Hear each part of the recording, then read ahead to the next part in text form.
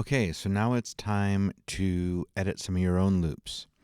Um, in case you're starting at the same place, there's a couple things to keep in mind. Right now, I can't see the waveforms. I am too zoomed up vertically, and you got to be able to see the waveforms to edit. I always suggest that you edit in slip mode because you're going to want to be as precise as possible with this. And yeah. Okay, so one button I want to explain is the one that I am turning on and off multiple times. That is called tab to transients. And what tab to transients does is it allows you to hit the tab key when it is engaged, and it will jump to the nearest transient, which is defined as a spike in amplitude, essentially where you see a waveform. Now, you might say, well, it jumped right there. Well, that is also a transient. It's just quieter. That might be a hi-hat or that bell, but we can start to kind of recognize that's a snare drum, a tom, etc. So using tab to transients does two things, or more than one thing. It advances, but it also keeps in mind where it advances and places your cursor. When you're editing audio, it is really, really important to get to what's called the zero crossing. The zero crossing is where the waveform crosses the x-axis.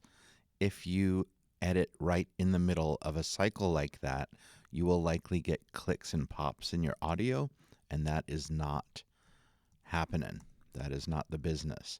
So you want clean samples, clean edits. Tab to transients helps you do that. It is not 100% foolproof. Just because you hit tab to transients does not mean that you are at the right spot to edit your audio, but it's a good start, and it's very, very helpful. All right, so I'm going to kind of jump into editing these four tracks that I'm giving you. I'm giving them to you because I know that they have very easy isolated drums to use in this exercise. So let's start with the Bob James cut.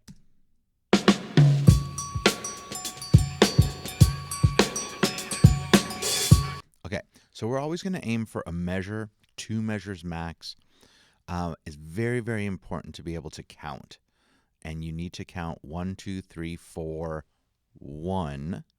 And why I say that is that probably the biggest mistake that people make when they're first starting to do this is that they cut their audio on beat 4 instead of after beat 4 has ended, which is closer to the beginning of beat 1 of the next measure. So we have 2 snare drums and a tom. That's a little like fill. We don't want that. It could be cool to keep for later, but that's not part of our loop. So I'm going to place my cursor here, knowing that's the tom.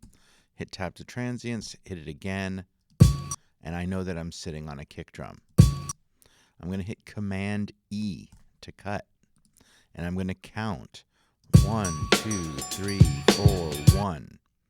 So I see that that is beat 1 of the next measure, so I'm going to put my cursor right in front of it, hit tab to transients, just check, make sure that that is right where I want it. I will take this moment to remind you, this button, I hate that button for the most part. For what we're doing right now, it is not going to be helpful because that button has playback start wherever you stopped. And we are going to be listening to the same thing over and over again, and it's very important to kind of have your cursor stay, your playback head stay where you want to double check things. All right, so again, that's my beat 1 of the next measure. Tab to transients, highlight it. Very important not to try and highlight it with the selector tool, but we want the beginning to the end. 1. Okay, perfect. I like both of these. I should have talked through that. 1, 2, 3, 1. All right. Tab over. All right. So I'm actually going to keep both of those. I'm going to highlight this one, and I'm going to name it Bob James. I want to keep the names and the people to give them attribution. This one will be, I don't need all that extra stuff. Drums 2.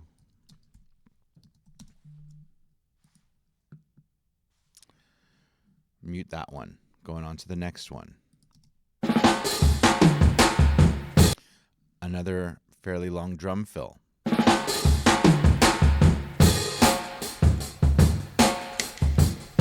I'm going to choose, instead of just going straight from the beginning, it seems like this loops. All right. Not digging all that snapping, but that's okay. It's important to think about this here. That little pickup, ba-boom, this one is beat 1. So placing my cursor, Tab, Command E. Same thing, ba-boom, 1, 2, 3, 4, 1. Cursor, Tab.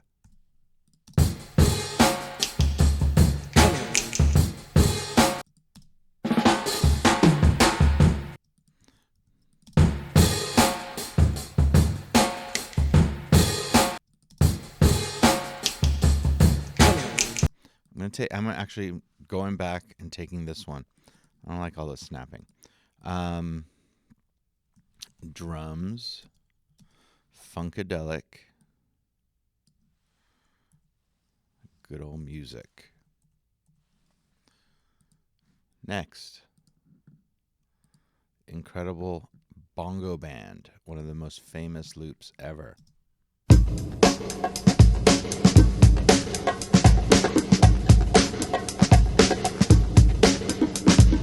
All right, I'm not going to take this first one. I don't know. Something in me just feels that once the band gets going or the drummer gets going, it's going to be more consistent midway through. So I'm going to kind of wait until I hear beat 1. 1, 2, 3, 4, 2. Right there. Tab. Command E. Beat 1 right here. 1, 2, 3, 4, 1. Place my cursor, Tab, Command E.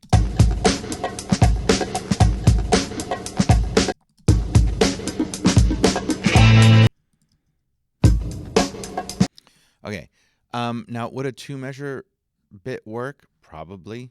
Actually, I don't know. Let's just keep going with 1 measure. I always kind of feel that shorter the better. They stay on beat better. All right, Apache. And the last one. So we're going to end up with 5 loops. I'm going to show you things with that. Classic Led Zeppelin.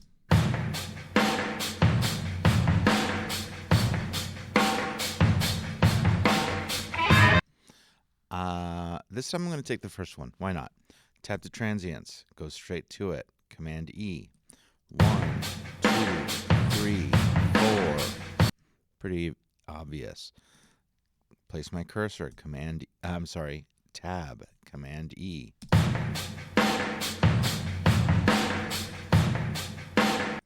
Okay. Drums. Led Zeppelin, When the Levee Breaks. Okay. Okay, so now we're going to learn how to export stuff and get it ready to be used by Kontakt. So I'm going to let's start, and it doesn't really matter that these are muted or not. We're not bouncing these, we're exporting them. It is easier, though, to listen in solo, at least. Okay, so I want to explain one last thing and one other thing. I mentioned ba-boom. Because ba, boom, ba comes before the downbeat or beat 1, notice that ba is at the end of this loop. So you get the same feeling, but this is before the downbeat, and it makes sense in the loop, okay? In any case, here's what we're going to do. We're going to take Drums Funkadelic, come over to this drop down. If you do not see the clip list, it is this little arrow that reveals it. And we're going to come to where it says export clips as files. This is a clip. We're going to export it as a WAV file. WAV interleaved, stereo, very important. These are stereo files, 24/48's good. I don't want these to go to my audio files folder because there's going to be loads of stuff in there with all of the actual songs. So I'm going to hit choose. I'm going to go up from this audio files folder into my drum loops session folder, create a new folder that I will call samples. And this is going to be the destination for all of these loops, just easier organizationally. At this point, this will stay while I'm working in this session. If I start up again tomorrow, I need to double check this. It will most likely say audio files again. Okay, that's it. I'm done with that one. I'm going to highlight this, hold shift. Now I have both of these highlighted. Remember, you do not want to highlight like that. You're going to end up getting little bits and pieces. Not good. So I'm going to highlight both of these, export clips as files. Let's go into samples, hit export. So pretty easy once we get moving. Let's take the bongo band. Wrong. Export clips as files. Boom. And this could actually be done in a batch if I had like a bunch in a row, or if I did something like you can't highlight, multiples that aren't aligned. But anyways, back to Led Zeppelin. Export clips as files, export. All right, now I have muted all of these. I'm going to hide them because I'm going to get into Kontakt now. Be very careful that if you hide tracks, they are muted, or else you will continue to hear them, and that will inevitably confuse you. All right, new track. I'm going to make 4 stereo instrument tracks. I'm going to insert Kontakt on the first one. I'm going to go through some naming in a minute, but not yet. Okay, I'm going to open up my desktop. I am looking for sampling drum loops. Open that up, go to samples. Here are all my samples. I'm going to hold off on the double Bob James. Let's go Funkadelic. Let's go Bongo Band. Let's go Zeppelin. Quickly, 1-1, output in MIDI channel, output in MIDI channel, output in MIDI channel. I want to keep these all sequential. So I'm going to go ahead and call number 1 Funkadelic, or just Funk for now. This next one, Bongo Band, not to be confused with just some bongos, and Zep. I'm going to MIDI channel 1. Don't need to do anything. That will be Funkadelic. MIDI channel 2. No input. Plug in Kontakt 2. Zep is 3.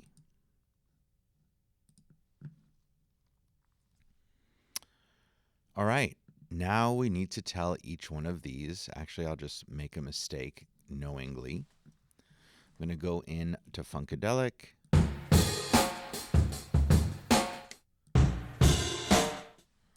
All right. I am going to place it on C3. My tempo is 120. 1, 2, 3. So beat 3 didn't even finish. Tempo's too fast. I'm going to leave the tempo alone because I'm going to set this up to sync to whatever tempo I want it to be. Click, Wave Editor, Sync and Slice, Time Machine Pro. Okay? Now, it syncs. It's fast. I change it. 92.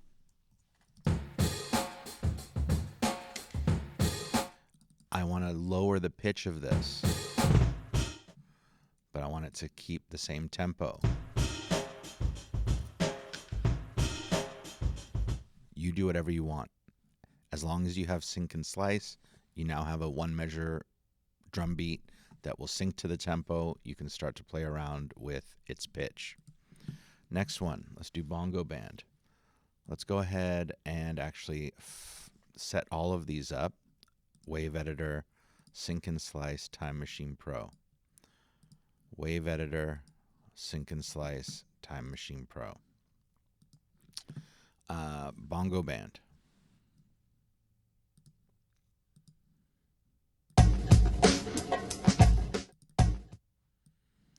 One measure. I'm going to go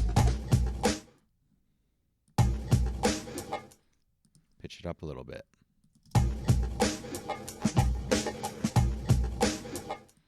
All right, I'm just going to copy this one down for Zeppelin.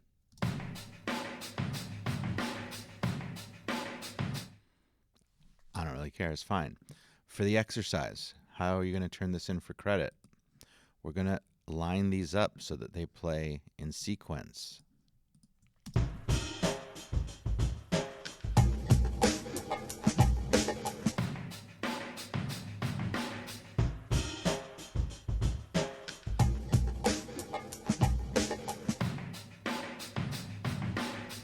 Bounce out, submit it.